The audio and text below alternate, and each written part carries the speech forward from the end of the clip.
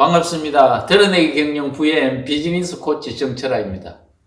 여러분, 화를 잘 내시나요? 최근에는 분노의 시대에 살고 있다고 말하는 사람들이 많아졌습니다. 타인의 무례함과 배려 없는 행동에 분노가 확 밀려 올라올 때가 있었습니까? 내가 왜 이런 대접을 받아야 할까? 왜 내 기분을 생각해 주지 않고 자기 마음대로 생각하는 것일까? 이런 말을 하며 분통을 터뜨린 적이 있나요? 식당에서는 음식이 넣는다고 가음을 지르는 사람도 있고, 층간소음으로 다투기도 하고, 또 우발적으로 살해를 하는 것은 우리 두뇌의 분노 조절 기능이 상실되어서 발생한 사건입니다. 왜 화가 올라올까요? 분노를 조절해서 화내는 것에서 벗어나는 좋은 방법에 대해서 오늘 생각해 보려고 합니다. 첫 번째, 분노를 조절하는 방법은 발화 초기에 불을 끄면 쉽게 불이 진화되듯이 분노도 발생 초기에 멈추게 해야 하는 것입니다. 우리 두뇌는 위험 방지 차원에서 긍정적인 것보다도 부정적인 것을 잘 기억합니다. 뇌는 자기 자신과 대화를 할 때에 내가 무시당했다는 감정을 생각하면 할수록 분노를 점점 증폭시킵니다. 그래서 분노의 크기를 점점 크게 하는 것이지요. 심지어는 현재 일어난 일과는 무관하지만은 전에 있었던 유사한 나쁜 기억들을 다시 끄집어내어서 무시당했다고 하며 내 감정을 증폭시키는 역할을 우리 두뇌가 합니다. 내가 나에게 휘발유를 부어서 불이 삽시간에 번지는 역할을 누가 하느냐 하면은 내 두뇌가 한다는 것이지요. 따라서 화가 올라오면은 발생 초기에 불을 꺼야 하는 것입니다. 뇌는 하나는 일을 반복 생각하게 해서 점점 크기를 크게 하므로 쉽게 초기에 화를 멈추게 해야 하는 것입니다. 초기에 발화가 시작되는 곳에 물을 부어야 불이 진화가 되듯이 화난 이유가 내 느낌인지 아니면 팩트인지를 구분해서 팩트이면은 바꿀 수 없기 때문에 그대로 인정을 해줘야 합니다. 그리고 화내는 것이 내 느낌이면은 사실이 아닌 것으로 화를 내고 있다는 것을 나 자신에게 알려주는 것입니다. 두 번째, 분노를 해결하는 방법은 화가 올라온다는 것을 미리 알아차리는 것입니다. 화가 올라오고 있구나. 내 기분이 나빠지고 있구나 하는 것을 알아차리기 위해서는 내 생각을 멈춰야 합니다. 생각을 어떻게 하면 멈출 수 있을까요? 생각 멈춤은 호흡법으로 해결할 수 있습니다. 하나, 둘, 셋, 넷 숫자를 세면서 4초간 들숨을 쉬고 2초간 정지하고 또 4초간 내쉬는 4-2-4 호흡법으로 하나는 생각을 멈추게 할 수 있습니다.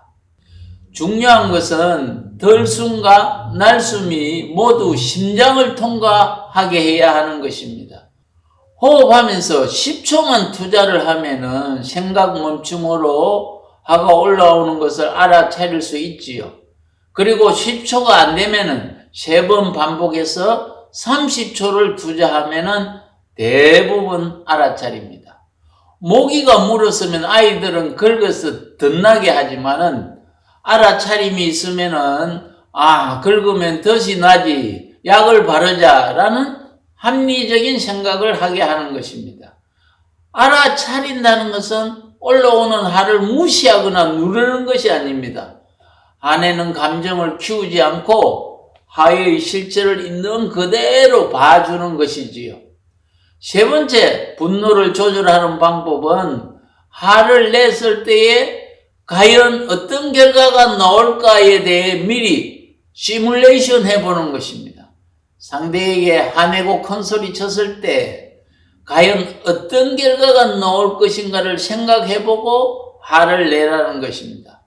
그 결과를 예측해보면 대부분 화내고 큰 소리 쳐서 해결되는 것이 아니라는 것을 알게 되는 것이지요.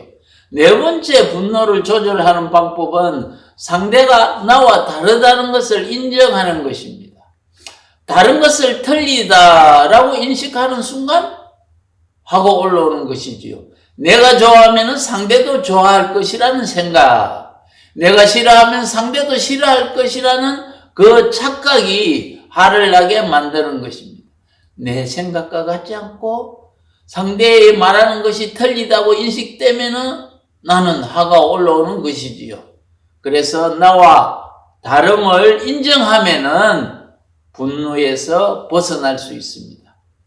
다섯 번째, 분노를 조절하는 방법은 앞에 네 가지 방법을 사용해도 해결되지 않으면은 병원에 가서 진단을 받고 전문가에게 상의해서 치료를 받아야 하는 것입니다.